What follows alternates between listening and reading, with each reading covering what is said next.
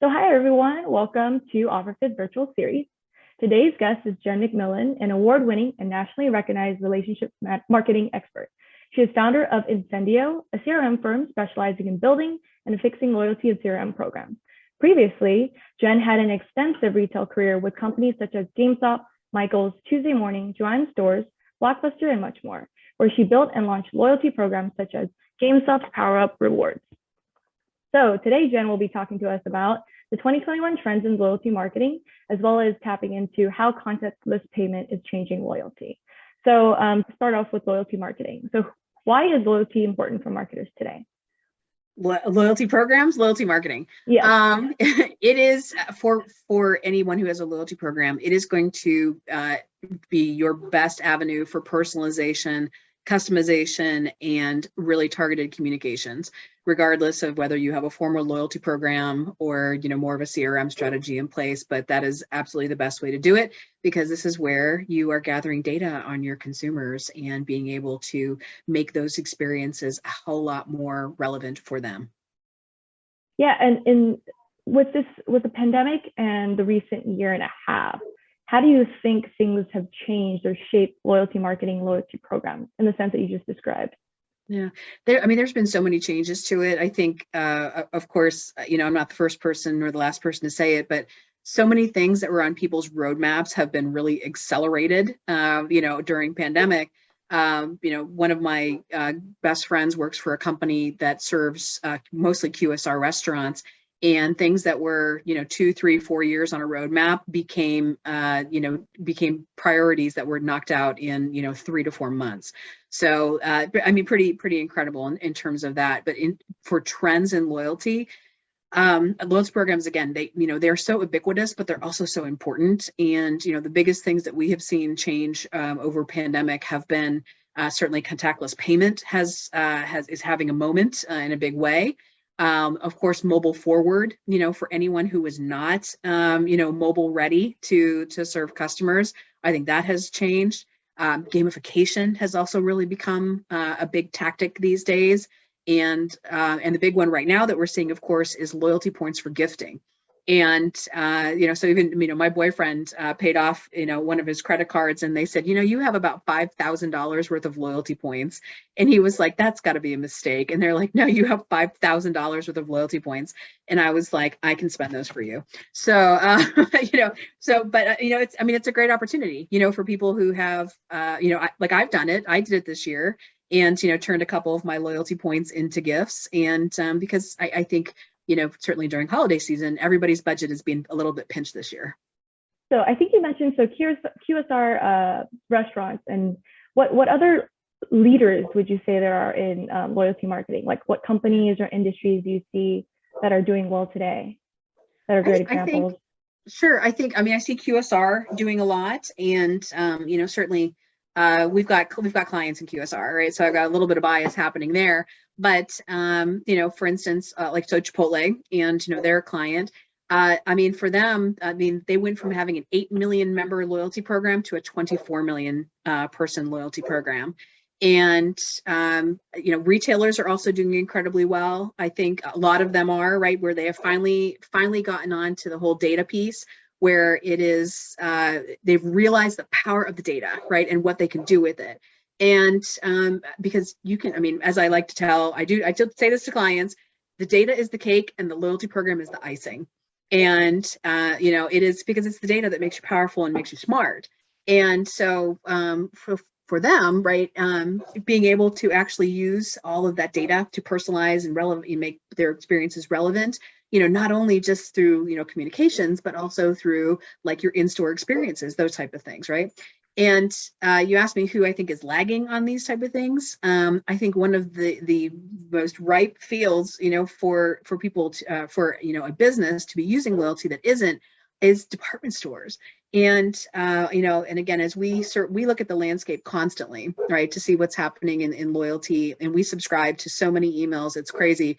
But the ones that still tend to do just the straight out batch and blast, it seems to be the department stores. And like I said, for them, they have so many departments and so many services and so many different things where they could be making the experience a whole lot more relevant, but yet they don't seem to be doing that. And, again, I'm not going to jump on the bandwagon of, department stores are dying, but, if I had to say, one area could be doing really a lot better, I would say it's department stores. Great. So on this note, like if a company or like department stores don't have loyalty programs set up today, what would be the first step in getting them set up for success? Oh my gosh, it's data collection, and even when when you sign up for email, like again, as we watch a lot of businesses over the holiday season to see what they're sending out, and there's one in particular. I'm not going to say who it is, so I'll keep the guilty, right? But they send out 3 to 4 emails a day, and when we signed up for the emails, they never even asked us any questions, right? And let's just assume it's beauty, right? It's not, but I'll just say, okay, so if it was a beauty, retailer, you could ask me, 3 questions right away. For instance, like, what's my age? Okay. And, if I tell you I'm 50, you may infer from that, right, that I want more information about like, aging products, right? Or, staying, vibrant as you age, versus if I tell you I'm 20, then perhaps it's more on like acne, right? Something like that. And again, staying with the beauty analogy, what if we asked me, like the quality, like, the condition of my skin, right? Am I oily? Am I dry? Am I combination? Okay, you can make recommendations based on that. And then, third question could be, right, ask me the color of like this, my skin tone, right? Because, if I'm an African-American woman, my needs are gonna be very different than someone who has got, for instance, I'm Irish, right? I've got that very classic ruddy Irish complexion, and so, my needs are very different. And so, but it's like, even if when you start the data collection, even if you can just be smart about it at the beginning, and I always just say, look for the 3 golden questions and what those might be when you start. And if you can just start there and just start building even just a small database of what your consumers tell you, that sets you far ahead of someone who's just going to just spray and pray you all day long, because that's how you're going to get your unsubscribes. So. Yeah, I was going to ask, like, what is the trade-off or the risk of losing these consumers by initially asking them these questions? But it sounds like, from your perspective, 3 golden questions is the key, rather than bombarding them with a quiz of multiple questions. Because I've definitely tried signing up for things, to get a few points for the purchase, but then they would ask you all these questions. I always tell people, test into it, right? Because, if I'm just signing up for email, I think you can get away with 3 questions. But if I'm signing up for a loyalty program, you can probably get away with more, especially if you bonus me, right? Because, if you tell me, for instance, like you'll give me, enough points to get halfway to a reward, that could be significant for me. And, and again, in our business, right, with loyalty programs, being a lot of things that we do, it's not uncommon to put points out there as a bribe, basically, right? Because tell me a little bit about you, and then, hopefully the promise that I'm making on the other side is that whatever you tell me, I will make sure that your experience is tailored to what you've told me. Right. So that the initial question asking will make for better personalization as time goes on. So it'll increase the loyalty of the customer. Absolutely. Cool. If you don't mind if I jump in here. So Jen, I know you mentioned earlier that Chipotle went from 8 million loyalty members to 24 million. So I was kind of curious, like along those lines, how they were able to do that, if you have some insight, or what a good way to get people to sign up for loyalty. Sure. I think Chipotle was on the forefront, right, of a lot of the things that make ordering easy. And again, I'm not here to shill for Chipotle. They do fine on their own. But they were very quick to introduce things like contactless payment. Again, making very, very easy to do mobile ordering. And they have also taken the data and gotten very, very smart. And so, they have things like guac mode, and or, guac mode in lieu of free queso, right? And again, they're looking at your order history, and they're making recommendations based on the things that you have ordered in the past. And, conversely, they're also looking, they have more than 35 customer journeys that they have at one time that's going. And so most people are in a customer journey, which means that you've got more than 35 paths to travel as a customer, and you're going to get messaged based on whatever path that you're on.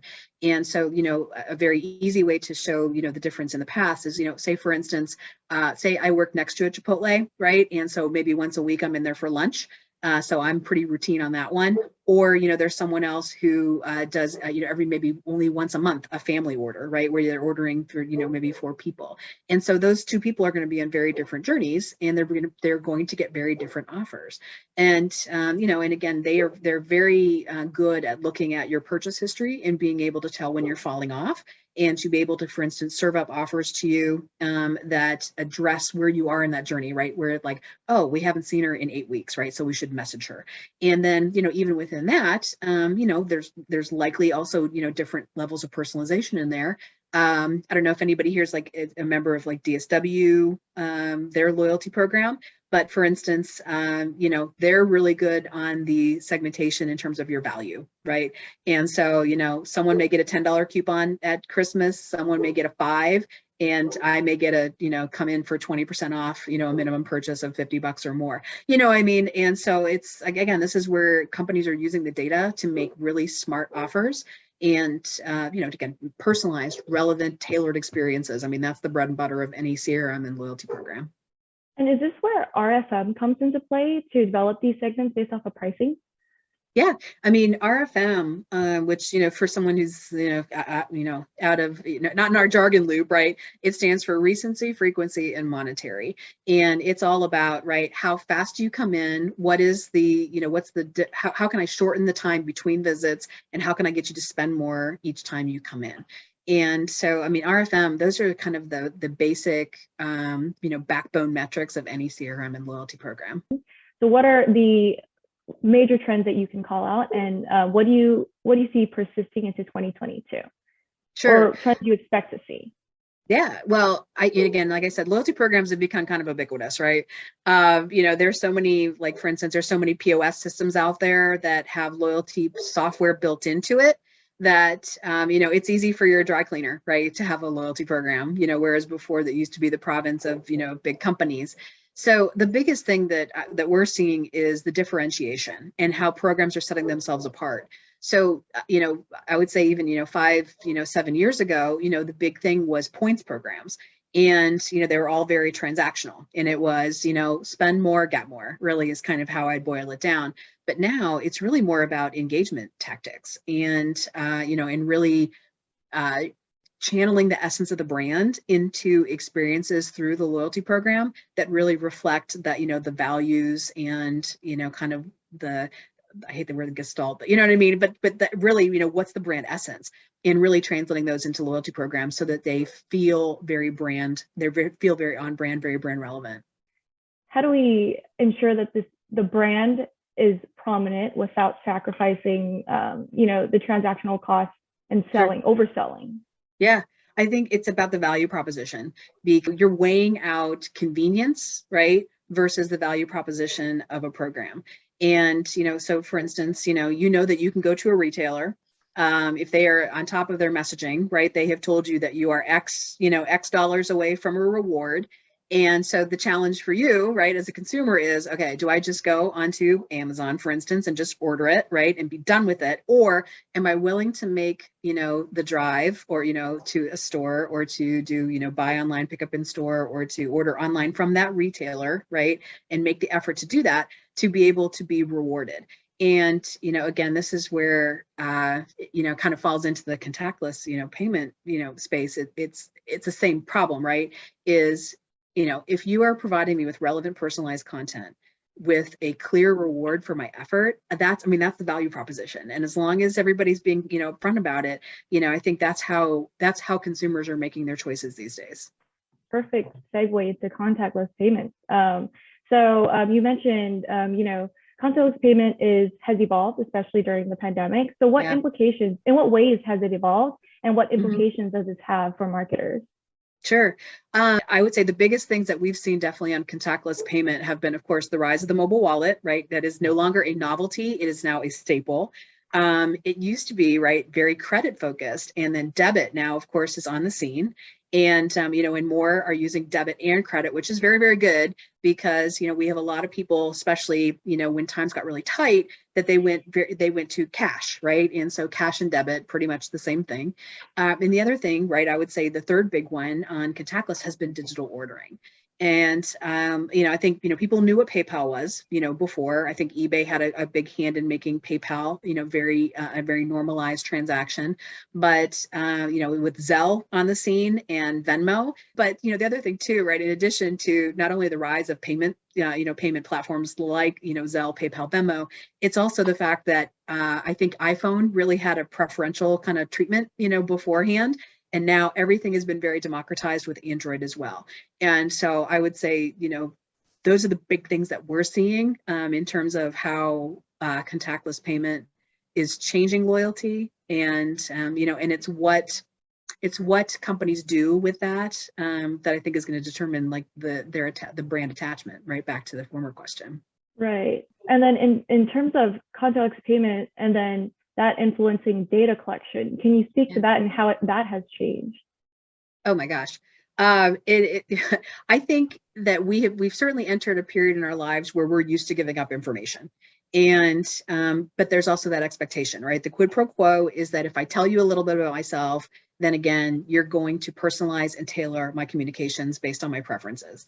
And in terms of like the data collection piece, I mean, it's become so important. And what you do with the data is, because there's a way to be borderline creepy about it. And I, a couple years ago when I worked for GameStop, I built and ran our loyalty program. And if you transacted with your loyalty ID, I could not only see, for instance, how much cash balance you had on your card, but if you had transacted with a gift card, I also knew what remaining balance you had on your gift card. And so like right before holiday, I would send out a big email, right? Because all retailers are trying to get you to spend money and I'm telling you that you have money. So, they did really well, right? They were very popular, but a New York Times columnist wrote about the fact that they said GameStop, knows a whole lot about me. And the fact that they even told me that I had, $22 left on a gift card. And if I had lost the gift card, for instance, that I could just click this link and file for, a digital gift card and voila, there it is. That was me. And, but the borderline creepy, right, is, I could make incredibly specific recommendations to people, but we didn't because on the data side, right, you're giving it up, right? But you don't want it to be weird. And so, for instance, like when we would send out emails, saying, hey, we're looking for these type of games, to trade in at GameStop. I'd throw in, like 4 or 5 games that I know you didn't have, or at least, weren't showing up in your game library, because again, I didn't want it to be too weird, where it's like, here I am peering into your game room and, reading like your shelf of games and stuff like that. So it's always, it's the balance. But like I said, as I said before, data is the cake, and, everything else that you do is the icing, because it's the data that actually makes you smart and can really change your marketing. Yeah, thank you. So in terms of privacy and security concerns, it sounds like there's a benefit on both ends. There's benefit to the consumer and, personalized and tailored your purchases and what it is that you need. And then on your end, you know exactly how much we have to spend and then what we may want. Okay. But yes, don't be creepy is the recommendation and advice. Right. Because, because we have the power to make recommendations, and again, it's like, GameStop's a perfect example because, people tend to stick in the same genre of games. And so, so again, we're very able to make recommendations that probably actually that you would really like and, probably thrill you. And, but it's always, it's walking that line between, knowing too much or, again, with the rise of machine learning and AI these days, it's really easy to fill in the gaps and, and whether or not people want you to do that, is a question, but people seem to, it's funny because I watch it, of course, as a professional and I watch it as a consumer, and it's like people want you, they want to be known, right? They want you to recognize what size they are, right? You know what I mean? Like the things that they buy, like what their favorite order is, right? But then it's like there's a line somewhere and you just never know what the line is until you actually cross it, and then you get feedback, on where it's too much. So, but like I said, I'm a fan of anything that is frictionless. And, when it comes to, volunteering my data, like I tried this weekend to make my first ever order on QVC, using their app. And it was disastrous. It was terrible. It was a terrible experience. And I just gave up. And, so, it's one of those things where, frictionless data collection, that's the big thing. And, and for me, it just, it was like I said, frictionless. That's where it is these days. So if you're going to ask me for data, make it super easy for me to transact with you. If you're going to ask me for all this information. There's a lot happening in the space, and especially one of the things that a lot of retailers have a problem with are cash transactions. Because at least with a credit card, or if I'm able to contactless pay and just swipe my card right on the card reader and that type of stuff, there's so many ways to be tracked these days. When you talk about it, it's kind of crazy. But for instance, we have a client who's a retailer, and they have employed the services of a company that do all the back end tracking on your credit cards. And so, for instance, like your last 4 digits, and with you having a relatively common last name, you might be harder to track, for instance, than someone with a last name of like Mikulovitz, right? And because they can narrow down your shopping loop, basically, to the stores that you transact. They can kind of figure out where you work, and because if you transact Monday through Friday over your lunch hour, there's a pretty good chance that you're doing it on you're stepping out for lunch, right, from work. And then, weekends, that's, they kind of infer that, for instance, that's like your home loop, and so it's one of those things where even just that, right, being able to, drive traffic based on day part, based on where you shop, again, those are things that can be done these days. And, with a lot of, machine learning technology out there, there's a lot of data gaps that can be filled with inference in a very statistically valid and accurate way. And so I think things are going to change pretty dramatically, over the scope of the next couple of years, because these are the data gaps that retailers are trying to fill. But back to your original question of the most common way now, it is through your phone number. And I mean, to your point, it still is a friction point, but because people don't want to be presented with a keyboard, to type in like an email address. And so, there's a pin pad at, every register. And so the easiest way to do it, people are not going to give up their social security number or do their birthday, right? Because that's too much identifying information. But, your phone number, big deal, right? I mean, now that we all get texted, 24 hours a day, phone number is the safest and, again, the most ubiquitous way to be recognized. Because I mean, no one carries key fobs anymore. That's like super old school. So with all this talk about frictionless, so contactless payments, it is instantaneous and it's super convenient. So it eases this barrier for purchase. So you mentioned going to Amazon to purchase something as quickly, and then there being free shipping, and it's super easy for the consumer to go in and navigate. So my question to you is, so people are buying the product. It's quick, it's frictionless, but consumers may be also losing touch with the product's brand because they're going through Amazon. So I was curious to hear your take on this potential disconnect and whether that disconnect will grow stronger, and how companies and brands should protect their brand in that sense to reduce to mitigate this effect. Yeah. I think, it's a great question, because, for all of us being consumers, we have been bombarded for the last month about the global supply chain issues. And, a lot of the advertising, that we saw over certainly this last holiday week has been, yes, come to the mall, because then you will actually walk out with a physical gift, and, trying to drive people, into stores and things like that, which, again, I recognize that. And I say, yay, I love creative solves, right? And if that's how you're going to get traffic into, a regional mall, go for it, right? I think what it does, it boils down to value proposition. And I mean, that's the most important thing there. And because value proposition is important enough that it will win out over convenience. And, again, like I said, if you're able to consolidate your purchase, like with one brand, and that you're going to be rewarded for it, that it should be enough of a motivator for a consumer to choose you over, the convenience play. the big criticism all the time of online shopping, right, is it's easy for hunting, but not for gathering, right? And that is where a store, right, when things are really beautifully presented, and that's where the impulse purchase happens. And, again, it's funny because when you ask about, the contactless piece, and how companies are dealing with that, I mean, this is why I think you're seeing the rise of the handwritten note, for instance, the rise of online shopping, right? Or even BOPUS, right? Buy online, pick up in store.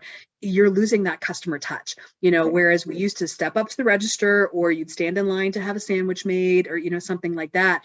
And so again, we're seeing greeters, as kind of a, it's like someone who's in the dining room who's not only wiping tables, but then also maybe helping you find your order. So again, there's at least that personal contact and stuff, and more one-to-one emails, right? We're seeing again, the trend being that the companies are now using that data that they have on you to be able to, again, personalize, tailor, make better recommendations and stuff. Because I think that's one of the things that we definitely see our clients facing, is that with the rise of contactless, it means there's no contact, and where we used to be able to have that personal touch, and build that relationship, it just, as a person to person, that in many instances has disappeared. And so, and again, we're seeing that impact brand loyalty as well. So I was kind of curious to hear your thoughts on what the role of a loyalty program would be in bringing customers back from third-party vendors back to first-party sales.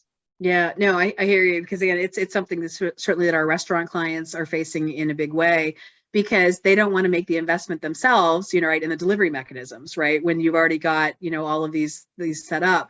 But I think, again, using your loyalty program to drive that first party purchase is really where I'm running the loyalty programs, this is what I would do, because I think that certainly during pandemic, we have seen the rise of the fee. And, I mean, with Uber and DoorDash and all that, I mean, taking such a bigger chunk out of things that I do. Again, I think it boils down to value proposition, because, integrating loyalty programs into the third-party services, they've already taken that page out of your playbook, because now they are running their own loyalty programs, part of the loyalty program, right? Because we have to recognize you as you, and give you a little bit of bonus, again, that doesn't cost them a ton. So I think there's a lot of like special things that you can do, especially, again, if you have the data and you've got people in a loyalty program, oh my God, for heaven's sakes, right? Hug them virtually, you know what I mean? Show them that they're special and treat them specially. And again, that's the stuff, right? I mean, people, they say, people remember how you treat them. They don't remember what you said, but they remember how you made them feel. And I mean, I think that holds true, not only in personal relationships, but also in business relationships. But again, because loyalty programs, are our business, it's always about the value proposition and the clear reward for your effort. Because again, just, make it worth my while. Because I mean, every day, I mean, as we come up, on the lunch hour, I mean, 30 choices, within a 2-mile radius. I mean, so how do I pick you, what I mean, over a competitor? And I think that's where the loyalty program piece, the data collection stuff, and making my experience personalized to me. I mean, that's what gets you in the consideration set. And, again, why I'm such a huge fan of loyalty programs, it's because they work. Thank you so much. We really are excited to share this with everyone and our viewers. And thank you, team, for joining.